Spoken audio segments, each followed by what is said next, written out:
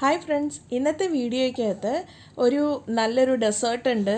പിന്നെ പെട്ടെന്നാക്കാൻ പറ്റുന്ന ഒരു ചിക്കൻ കറിയും കപ്പയുടെയും ഒക്കെ റെസിപ്പി ഉണ്ട്. അതുകൂടാണ്ട് ഞാനും കൊച്ചും കൂടെ ഒന്ന് അൽസീഫ് വരെ ഒന്ന് നടക്കാൻ പോയപ്പോൾ അന്നേരം എടുത്ത് ചെറിയൊരു വീഡിയോയും എല്ലാം കൂടി ഇൻക്ലൂഡ് ചെയ്തിട്ടുള്ളതാണ് ഇന്നത്തെ ഒരു വീഡിയോ. അപ്പോൾ ഇന്നത്തെ വീഡിയോയിലേക്ക് പോയാലോ?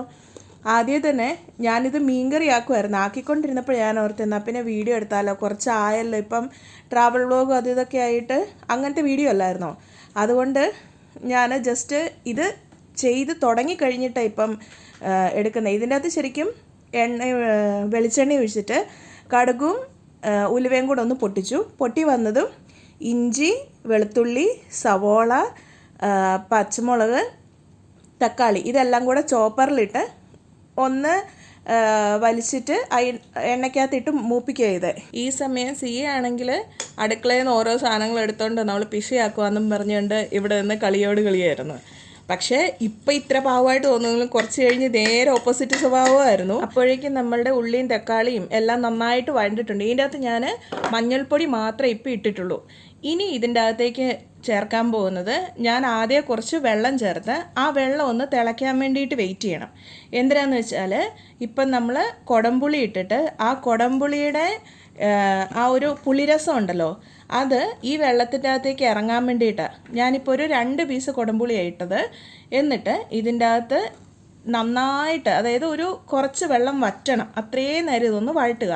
എന്നിട്ട് നമുക്കിനി ഇതിൻ്റെ അകത്തേക്ക് ആവശ്യത്തിനുള്ള തേങ്ങാക്കൂട്ട് തയ്യാറാക്കാം. അതിനുവേണ്ടി ഞാനിപ്പം ഒരു അരമുറി തേങ്ങ ചിരകിയത് എടുത്തിട്ടുണ്ട്. അതിൻ്റെ അകത്തോട്ട് മഞ്ഞൾപ്പൊടി, മുളക് പൊടി 1 സ്പൂണ്, മല്ലിപ്പൊടി 1 സ്പൂണ്, എന്നിട്ട് ആവശ്യത്തിനുള്ള വെള്ളവും ചേർത്ത് നന്നായിട്ടൊന്ന് അരച്ചെടുക്കുക. ആ അരച്ചെടുക്കുന്നത് ആദ്യം ഞാൻ ആക്കിയതിൻ്റെ അകത്ത് കുറച്ച് വെള്ളം കുറവുണ്ടായിരുന്നു. കുറച്ചുകൂടെ വെള്ളം ഒഴിച്ച് ഞാൻ ഒന്നും കൂടെ അരച്ചിട്ടുണ്ട്. അതായത് നല്ല ഫൈനായിട്ട് അരഞ്ഞു കിട്ടണം. എന്നിട്ട് ഈ അരച്ചത് നമ്മൾ ഇപ്പോൾ ആ തിളച്ചുകൊണ്ടിരിക്കുന്ന ആ ഒരു ഉള്ളി, തക്കാളി, ആ കൂട്ടെല്ലാം ഉണ്ടല്ലോ, അതിൻ്റെ അകത്തോട്ട് ഒഴിച്ചു കൊടുത്തു കഴിഞ്ഞ് ഈ തേങ്ങാക്കൂട്ട് ഒന്ന് ചൂടായി വന്നു കഴിയുമ്പോഴത്തേക്കും നമുക്ക് കഴുകിയെടുത്ത് വെച്ചിരിക്കുന്ന മീനെല്ലാം ചേർത്ത് കൊടുക്കാം. ഇതിൻ്റെ അകത്ത് ഇപ്പം ഇവിടെ ഞാൻ കിങ് ഫിഷാണ് എടുത്തിരിക്കുന്നത്. അത് നമുക്ക് ഏത് മീൻ വേണേലും ഈ രീതിയിൽ കറി വയ്ക്കാം. കൂടാണ്ട് എൻ്റെ ചാനൽ ഇഷ്ടംപോലെ മീൻകറിയുടെ റെസിപ്പീസ് കിടപ്പുണ്ട്. അപ്പോൾ ആവശ്യമുണ്ടെങ്കിൽ അത് നോക്കിയാൽ മതി. എന്നിട്ട് അവസാനം കുറച്ച് കറിവേപ്പിലയും കൂടി ഇട്ട് കഴിഞ്ഞിട്ടുണ്ടെങ്കിൽ നമ്മുടെ മീൻകറി റെഡിയായി. അടുത്തത് ഞാനൊരു ഫ്രൂട്ട് കസ്റ്റേർഡ് ആക്കാൻ പോവാം. അതിന് വേണ്ടിയിട്ട് ഇപ്പോൾ ഒരു പാത്രം എടുത്തിട്ടുണ്ട്. തീ കത്തിച്ചിട്ടില്ല, ഞാൻ ജസ്റ്റ് അടുപ്പേ വെച്ചിട്ടുണ്ടെന്നേ ഉള്ളൂ. അതിൻ്റെ അകത്തോട്ട് ആദ്യം കുറച്ച് മാത്രം പാലൊഴിച്ചിട്ട് അതിൻ്റെ അകത്തോട്ട് എന്തോരം ആവശ്യമുണ്ടോ അത്രയും മാത്രം. ഞാനിവിടെ ഒരു 2 സ്പൂൺ കസ്റ്റാർഡ് പൗഡർ എടുക്കുന്നുണ്ട്.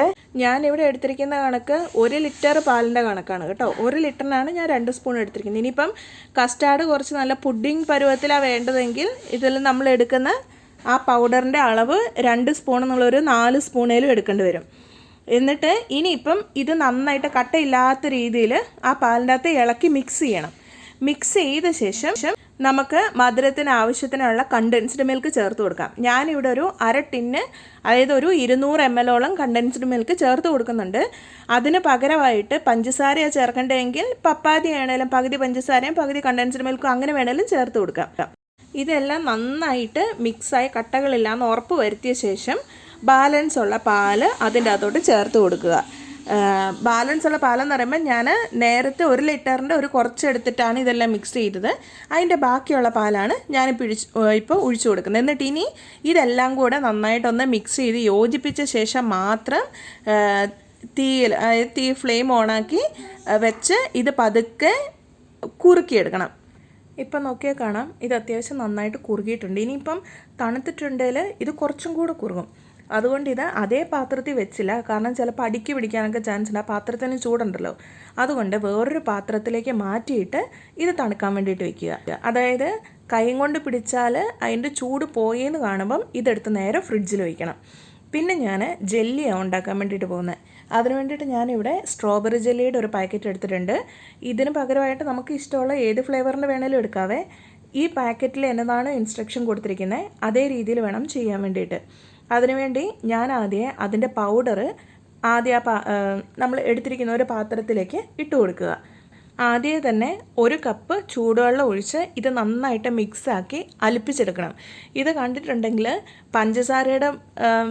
പഞ്ചസാരയുടെ അകത്തോട്ട് കുറച്ച് ഫ്ലേവറായിട്ടുള്ള പൗഡർ എന്തൊക്കെ ഇട്ട് ആക്കി വെച്ചിരിക്കുന്ന പോലെ നമുക്ക് കാണാൻ വേണ്ടിയിട്ടുള്ളൂ. പക്ഷേ അതിൻ്റെ അകത്ത് ആ തിക്കനിങ് ഏജൻറ്റും കാര്യങ്ങളെല്ലാം ഉണ്ട്.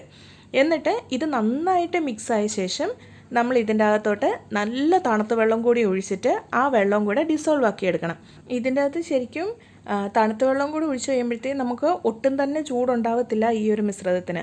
എന്നിട്ടിത് ഏത് പാത്രത്തിലേക്കാണോ അല്ലെങ്കിൽ ഏത് ഷേപ്പിലേക്കാണോ നമുക്ക് വേണ്ടത് ആ പാത്രത്തിലേക്ക് ഒഴിച്ച് മിനിമം ഒരു 3 മണിക്കൂറെങ്കിലും വെച്ചാൽ നല്ല കട്ടയായിട്ട് കിട്ടും. ഞാൻ പക്ഷേ 3 മണിക്കൂർ വെച്ചിട്ടില്ല, ഞാൻ പെട്ടെന്ന് തന്നെ എടുക്കുകയാണ് ചെയ്തത്. അതുകൊണ്ട് എനിക്ക് അത്രയ്ക്ക് കട്ടയായിട്ട് കിട്ടിയിട്ടില്ല. ഇതിപ്പം ഞാൻ മേലെ തൊട്ട് നോക്കിയപ്പോഴത്തേക്കും അത്യാവശ്യം കട്ടയായിരുന്നു. അതുകൊണ്ട് ഞാൻ ഷേപ്പിൽ കട്ട് ചെയ്തെടുക്കാവോ എന്നുള്ളത് നോക്കിയത്. പക്ഷേ അത്ര കട്ടയായിട്ടില്ലായിരുന്നു. അതുകൊണ്ട് എനിക്ക് അത്ര പെർഫെക്റ്റ് ഷേപ്പിലൊന്നും കിട്ടിയിട്ടില്ല. പക്ഷേ എന്നാലും കുഴപ്പമില്ല, നമ്മൾ ഫ്രൂട്ട്സിൻ്റെ ഒപ്പം ഇട്ട് മിക്സ് ചെയ്യാൻ വേണ്ടിയിട്ടല്ലായിരുന്നോ. എന്നിട്ട് ഇതെല്ലാം കൂടെ ഞാൻ സെപ്പറേറ്റ് ഇന്നൊരു ബൗളിലെടുത്തിട്ട് അതിൻ്റെ അകത്ത് ഇട്ടിട്ട് ഫ്രിഡ്ജിൽ വെക്കുക. കാരണം നമ്മളുടെ കസ്റ്റാർഡും കൂടെ ഒന്ന് തണുത്ത് വരണമല്ലോ.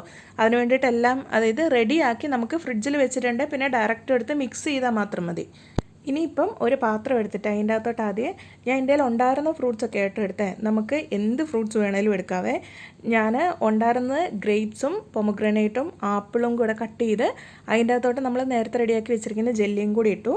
ഇനി നമ്മൾ തണുക്കാൻ വെച്ച കസ്റ്റാർഡും കൂടെ ഇതിൻ്റെ അകത്തോട്ട് ഒഴിച്ച് മിക്സ് ആക്കിയിട്ടുണ്ടെങ്കിൽ നമ്മളുടെ അടിപൊളി ഫ്രൂട്ട് കസ്റ്റാർഡ് റെഡി ആയിട്ടുണ്ട്. ഇത് ഏറ്റവും സിമ്പിളസ്റ്റ് ഫോമാണ് കേട്ടോ. പ്രത്യേകിച്ച് പിള്ളേർക്കൊക്കെ ആക്കി കൊടുക്കുകയാണെങ്കിൽ അവർ ആ ഫ്രൂട്ട്സും ആക്കി കൊടുത്ത് കഴിച്ചോളുമല്ലോ. അത് കഴിഞ്ഞ് പിന്നെ എൻ്റെ കയ്യിൽ കുറച്ച് കപ്പ ഇരിപ്പുണ്ടായിരുന്നു. അപ്പോൾ പിന്നെ എന്നാൽ ചെണ്ടൻ കപ്പ ആക്കാമെന്ന് വിചാരിച്ച് ഞാൻ അതെല്ലാം കൂടെ ക്ലീനാക്കി ചെണ്ടൻ കപ്പയുടേതായ രീതിയിൽ അത് കഴുകി പെറുക്കി കട്ട് ചെയ്ത് വൃത്തിയാക്കി വേവിക്കാൻ വെച്ചു. കപ്പയെല്ലാം കൂടെ കട്ട് ചെയ്തിട്ടിട്ട് അത് നെക്കെ വെള്ളം ഒഴിച്ചിട്ട് ഞാൻ ഇതിൻ്റെ അകത്ത് കല്ലുപ്പാണ് കേട്ടോ ഇട്ട് കൊടുത്തിരിക്കുന്നത്. അതായത് ആ വെള്ളത്തിന് അത്യാവശ്യം നല്ല രീതിയിൽ ഉപ്പ് പിടിക്കുന്ന രീതിയിലുള്ള ഉപ്പ് അതിൻ്റെ അകത്ത് ചേർത്ത് കൊടുത്തിട്ട് മിക്സാക്കി വേവിക്കാൻ വെക്കുക. ഇതിപ്പോൾ അത് വെന്തിട്ടുണ്ട്. വെന്തത് ഞാനിപ്പം ഒരു പാത്രത്തിലേക്ക് മാറ്റി വെക്കുവാണ്. കാരണം അങ്ങനെ ആകുമ്പം നമുക്ക് അതിൻ്റെ അകത്തുനിന്ന് വെള്ളം ഊറ്റിക്കളയുന്നതിനെക്കാട്ടിൽ ഇത് കുറച്ചുകൂടി ഈസി ആയിട്ട് തോന്നി. അതുകൊണ്ട് ഞാൻ അതിൻ്റെ അകത്തുനിന്ന് ഓരോ പീസ് എടുത്ത് കോരി മാറ്റി വെക്കുന്നത്. കൂടാതെ ഇതിപ്പം വലുതായിട്ടല്ല നമ്മൾ വേവിച്ചതും, അതുകൊണ്ട് ഇങ്ങനെ മാറ്റി വെക്കുക ഇത് കുറച്ച് എളുപ്പമായിരുന്നു. ഇത്രയും ചെയ്തപ്പോഴത്തേക്ക് അന്നേരത്തെ ഇച്ചായൻ്റെ കോൾ വന്നു. ചേൻ പറഞ്ഞു ഒരു കാര്യം ചെയ്യും, കപ്പ വേവിക്കുക, എന്നിട്ട് ചിക്കൻ വാങ്ങിയിട്ട് വരാം, അതിനുള്ളതെല്ലാം പെട്ടെന്ന് പ്രിപ്പയർ ആക്കി വെച്ചു. അങ്ങനെ ആകുമ്പോഴത്തേക്കും വന്ന ഉടനെ തന്നെ കറി വെക്കാമല്ലോ. ഇതിപ്പോൾ ഞാൻ ആദ്യം ഇഞ്ചിയും വെളുത്തുള്ളിയും ഒരു പച്ചമുളകും ഉണ്ട്, അതൊന്ന് മിക്സിയിലൊന്ന് അരച്ചെടുത്ത് വെച്ചിട്ടുണ്ട്. പിന്നെ ഞാൻ സവോളയും തക്കാളിയും വേറെ തന്നെ പാത്രത്തിലെടുത്ത് കട്ട് ചെയ്തെടുത്ത് വെച്ചു. അങ്ങനെ ആകുമ്പോഴത്തേക്കും ഇത്രയെല്ലാം കൂടെ ഒരുക്കി വെച്ചിട്ടുണ്ടെങ്കിൽ തന്നെ നമുക്ക് അത്യാവശ്യം പെട്ടെന്ന് പണി തീരുമല്ലോ. പിന്നെ കറി വെക്കേണ്ട പാത്രം എടുത്തു. അതിൻ്റെ അകത്തോട്ട് എണ്ണ ഒഴിച്ചൊന്ന് ചൂടായതും സവാള ഇട്ട് നന്നായിട്ട് വാടുന്ന വരെ അതൊന്ന് വഴറ്റിയെടുക്കണം. അതിന് വേണ്ടിയിട്ട് ഇടയ്ക്കൊന്ന് മൂടി വെച്ചിട്ട് വഴറ്റിയെടുക്കുകയാണെങ്കിൽ അത് പെട്ടെന്ന് വാടിക്കിട്ടും. ഇപ്പം നമ്മൾ ഈ ഉപ്പ് ചേർത്തിട്ട് വാട്ടിയെടുക്കുന്നതിനെക്കാട്ടിലും പെട്ടെന്ന് തന്നെ എനിക്ക് തോന്നിയിട്ടുള്ളത് മൂടി വെച്ച് വാട്ടിയെടുക്കുമ്പോഴത്തേക്ക് പെട്ടെന്ന് വാടി വരുന്നുണ്ട്. അതൊന്ന് സോഫ്റ്റായി വന്നു കഴിയുമ്പോഴത്തെ അതിൻ്റെ അകത്തോട്ട് ഇഞ്ചി വെളുത്തുള്ളി പച്ചമുളകും കൂടെ നമ്മൾ അരച്ച് വെച്ചിട്ടുണ്ടല്ലോ അതൊന്ന് ഇട്ട് കൊടുക്കുക. എന്നിട്ട് അതും നന്നായിട്ട് വഴണ്ട് വന്നു കഴിഞ്ഞ് അതിൻ്റെ അകത്തോട്ട് തക്കാളി ഇട്ട് കൊടുക്കുക. സാധാരണ നമ്മൾ പൊടികളിട്ട ശേഷം തക്കാളി ഇടാറുണ്ട്. ഞാനിവിടെ ഇപ്പോൾ ആദ്യം തന്നെ തക്കാളി ഇട്ട് വഴറ്റിയെടുക്കുവാണ്. എന്നിട്ട് തക്കാളിയും ഇതുപോലെ ഒന്ന് മൂടി വെച്ചിട്ട് വഴലുമ്പോൾ അത് പെട്ടെന്ന് വെന്ത് അങ്ങനെ കുഴഞ്ഞ് നല്ലൊരു മസാലയായിട്ട് വരും. അതുകൊണ്ടാണ് ഞാൻ ഇങ്ങനെ ചെയ്തത്. എന്നിട്ട് ഒരു പിടി മല്ലിയിലയും പുതിനയിലയും കൂടെ അതിൻ്റെ അകത്തോട്ടിട്ടു. അതും ഒന്ന് വഴണ്ട് വന്നു കഴിഞ്ഞിട്ടാണ് ഞാൻ ഇതിൻ്റെ അകത്തോട്ട് പൊടികൾ ചേർക്കാൻ തുടങ്ങുന്നത്. ആദ്യം തന്നെ ഒരു കുറച്ച് മഞ്ഞൾപ്പൊടി, പിന്നെ അതിൻ്റെ കൂട്ടത്തിൽ മല്ലിപ്പൊടി 1 സ്പൂണ്, പിന്നെ എരിവിന് വേണ്ടിയിട്ട് മുളക് പൊടി ഇടുക. ഞാനിവിടെ ഒരു 1/2 സ്പൂൺ ഇട്ടില്ല, നല്ല എരിവുള്ള മുളക് പൊടിയായിരുന്നു. കൂടാതെ ഞാനിപ്പം ചിക്കൻ മസാല ചിക്കൻ മസാല അത്യാവശ്യം എരിവുള്ള ചിക്കൻ മസാലയായിരുന്നു. പിന്നെ ഓൾറെഡി നമ്മൾ പച്ചമുളക് അരച്ചിട്ടുമുണ്ട്, അതുകൊണ്ടാണ് ഞാൻ മുളക് പൊടി കുറച്ച് മാത്രം ഇട്ടത്. പിന്നെ എരിവ് കൂടുതൽ വേണമെന്നുള്ളവർക്ക് നിങ്ങളുടെ ഇഷ്ടത്തിനനുസരിച്ച് എരിവിൻ്റെ അളവ് കൂട്ടും കുറയ്ക്കുകയൊക്കെ ചെയ്യാം കേട്ടോ. ഞാനിവിടെ കൊച്ചിനും കൂടെ കഴിക്കണ്ടല്ലോ, അതുകൊണ്ട് എരിവ് കുറച്ചിട്ടത്. ഇതിന് നന്നായിട്ടൊന്ന് വഴറ്റി നല്ലൊരു മസാലയാക്കി എടുക്കണം. ആ മസാലയിലേക്ക് ആവശ്യത്തിനുള്ള ഉപ്പും കൂടെ ഞാൻ ചേർത്ത് കൊടുക്കുന്നുണ്ട്. ഇനിയിപ്പോൾ ഇതൊന്ന് വഴണ്ട് വന്നു കഴിഞ്ഞ് ഇതിൻ്റെ അകത്തോട്ട് കഴുകി വെള്ളം ഊറ്റി വെച്ചിരിക്കുന്ന ചിക്കൻ ചേർത്ത് കൊടുക്കുക. എന്നിട്ട് ഈ ചിക്കൻ ഇതിൻ്റെ കൂട്ടത്തിൽ നന്നായിട്ടൊന്ന് മിക്സ് ആക്കിയിട്ട് മൂടി വെച്ച് വേവിക്കുക. ഞാൻ ഇതിനകത്ത് വെള്ളം ഒന്നും ചേർത്ത് കൊടുക്കുന്നില്ല, കാരണം ചിക്കൻ ഒന്ന് വെന്ത് കഴിയുമ്പോൾ അതിൻ്റെ അകത്തുനിന്ന് വെള്ളം ഊറി വരും. എന്നിട്ട് ഇത് മൂടി വെച്ച് ഇടയ്ക്കൊന്ന് ഇളക്കി കൊടുത്ത് അങ്ങനെ കറിയാക്കി എടുക്കണം. ഇനിയിപ്പം നമുക്ക് കപ്പ പുഴുക്കാക്കി എടുക്കണമല്ലോ, അതിന് വേണ്ടിയിട്ട് ഞാനിപ്പം ഒരു തേങ്ങയും ഒരു 2-3 വെളുത്തുള്ളി, കുറച്ച് ഒരു 1/2 സ്പൂൺ മഞ്ഞൾപ്പൊടി, ജീരകം, 5-6 ചെറിയുള്ളി, ഇത്രയും കാര്യങ്ങൾ മിക്സിയുടെ ഒരു ജാറിൻ്റെ അകത്തോട്ട് ഇട്ടു. 2-3 പച്ചമുളകിന് പകരം കാന്താരി ആണെങ്കിലും ഇട്ടാൽ മതിയേ. എന്നിട്ട് ഇതൊന്ന് ചതച്ചെടുക്കണം. ഇതിപ്പോൾ നമ്മൾ ചെണ്ടൻ കപ്പയാക്കി വെച്ചിരിക്കുന്ന ആ കപ്പ, ഇതിനിപ്പോൾ അല്ലാണ്ട് കപ്പ പുഴുക്കാക്കാൻ പോവാണല്ലോ. അതുകൊണ്ട് ഞാൻ നേരെ അതെടുത്തിട്ട് അതിൻ്റെ നടുക്കത്തെ ആ നാരൊന്ന് കളഞ്ഞെടുക്കുമായിരുന്നു. കാരണം നമ്മൾ നാര് കളഞ്ഞെടുത്തിട്ടില്ല, മുഴുവനായിട്ട് വെട്ടിയിട്ടിട്ടല്ലേ ഇത് പുഴുങ്ങിയെടുത്തേ. എന്നിട്ട് അതെല്ലാം ഒന്ന് ചെറിയ കഷ്ണങ്ങളാക്കി എടുത്തിട്ട് അതിൻ്റെ അകത്തോട്ട് കുറച്ച് വെള്ളം ഒഴിച്ചു കൊടുത്തു. കാരണം ഇനിയിപ്പം വേവിക്കുമ്പോൾ അടി പിടിക്കാൻ പാടില്ലല്ലോ. എന്നിട്ട് നമ്മൾ ഇപ്പോൾ ചതച്ചെടുത്ത തേങ്ങയുണ്ടല്ലോ, അതും ആ മിക്സ് കഴുകി കുറച്ച് വെള്ളവും കൂടെ ഒഴിച്ചു കൊടുത്തു. എന്നിട്ട് ഒരു തണ്ട് കറിവേപ്പില ഇട്ട് കൊടുത്തു. എന്നിട്ട് അതിൻ്റെ മുകളിലേക്ക് ഇച്ചിരിത്തോളം മഞ്ഞൾപ്പൊടി ഇട്ട് കൊടുത്തു. കാരണം കപ്പയ്ക്ക് മഞ്ഞൾപ്പൊടി കുറച്ച് കുറവാണെന്ന് തോന്നി, അതുകൊണ്ടാണ് ഞാൻ കുറച്ച് കൂടുതലിട്ട്. പിന്നെ അരപ്പിനുള്ള ഉപ്പും കൂടെ ചേർത്ത് കൊടുത്തിട്ട് മൂടി വെച്ച് വേവിക്കാൻ വെച്ചു. അതവിടെ ആവി കയറുന്ന സമയത്ത് ഇപ്പുറത്ത് നമ്മളുടെ ചിക്കൻ കറി ഓൾമോസ്റ്റ് എല്ലാം വെന്ത് റെഡി ആയിട്ടുണ്ട്. അതുകൊണ്ട് ഞാൻ അതിൻ്റെ മേലിലേക്ക് ഒരു തണ്ട് കറിവേപ്പിലയും മുറിച്ചിട്ട് കൊടുത്തു. എന്നിട്ട് അതിൻ്റെ അകത്തോടെ ഞാൻ കുറച്ച് തേങ്ങാപ്പാൽ ഒഴിച്ചു കൊടുക്കും. ഒരു 1/2 ഗ്ലാസ് തേങ്ങാപ്പാൽ ഒഴിക്കുന്നുള്ളൂ. 1/2 ഗ്ലാസ് ഇല്ലെങ്കിലും കുഴപ്പമില്ല, ഇത് ചാറ് വേണമെങ്കിൽ മാത്രം. ഇതിപ്പം കപ്പയായതുകൊണ്ട് അതിന് കുറച്ചൊരു ചാറ് വേണമല്ലോ എന്നുള്ളതുകൊണ്ട് മാത്രം കേട്ടോ ഞാൻ തേങ്ങാപ്പാൽ ഒഴിച്ചു കൊടുത്തേ. ഇല്ലെങ്കിലും ഇത് നല്ല കറി തന്നെയാണ്. എന്നിട്ട് ഈ സമയമായപ്പോഴത്തേക്കും നമ്മളുടെ കപ്പയ്ക്കകത്ത് നന്നായിട്ട് ആവിയൊക്കെ കയറി അരപ്പൊക്കെ ഒന്ന് വെന്ത് വന്നിട്ടുണ്ട്. ഇനിയിപ്പം ഈ അരപ്പ് എല്ലായിടത്തും ആകുന്ന പോലെ ഞാനൊന്ന് മിക്സാക്കി കൊടുത്തിട്ട് നമ്മളുടെ പൊട്ടറ്റോ മാഷ് ചെയ്യുന്ന സാധനം ഉണ്ടല്ലോ, അത് വെച്ചിട്ടാണ് ഞാനൊന്ന് കുത്തി കൊടുക്കുന്നത്. ഇനി അതില്ലെന്നാണെങ്കിൽ ഒരു തടിത്തവി, നല്ല കട്ടിയുള്ള എന്തെങ്കിലും തവി വെച്ചിട്ടൊന്ന് ഉടച്ചു കൊടുത്താൽ മതി. എന്നിട്ട് ഇതെല്ലാം കൂടെ റെഡിയാക്കി എടുക്കുമ്പം അടിപൊളി കപ്പപ്പുഴുക്കാവും. പക്ഷേ ഉണ്ടല്ലോ, ഇതല്ലാണ്ട് സാധാരണ കപ്പ ചെറുതാക്കി നുറുക്കി എടുത്താക്കുന്ന കപ്പപ്പുഴുക്ക് ഓൾറെഡി നമ്മുടെ ചാനലിൽ കിടപ്പുണ്ട്. ഞാൻ അതിൻ്റെ ലിങ്ക് ഇട്ടേക്കാം. അപ്പോൾ പിന്നെ അത് ആണെങ്കിലും അതാകുമ്പോൾ കുറച്ചുകൂടി ഈസിയാണല്ലോ. അതെല്ലാം കഴിഞ്ഞ് പിന്നെ നമ്മൾ അൽസേഫിൽ ഞാനും സിയയും കൂടെ ഒന്ന് വാക്കിങ്ങിന് പോയായിരുന്നു. അപ്പോൾ അങ്ങനെ പോയപ്പം എടുത്ത ഒരു വീഡിയോ ഇത് ഈവനിങ് ആയിരുന്നു. അതുകൊണ്ട് ഇപ്പോൾ ഒരു ഇരുണ്ട പോലൊക്കെ കാണുന്നത്. കാരണം അവൾ റൂമിലിരുന്നിട്ട് രാവിലെ മുതലേ ഇരിക്കുന്നതല്ലേ, ഭയങ്കര വഴക്കായിരുന്നു. അപ്പോൾ പിന്നെ അങ്ങനെ കൂട്ടിയിട്ട് പോയി. അപ്പോൾ ഇതായിരുന്നു ഇന്നത്തെ വീഡിയോ. ഇഷ്ടപ്പെട്ടാൽ ലൈക്ക് ചെയ്യണേ.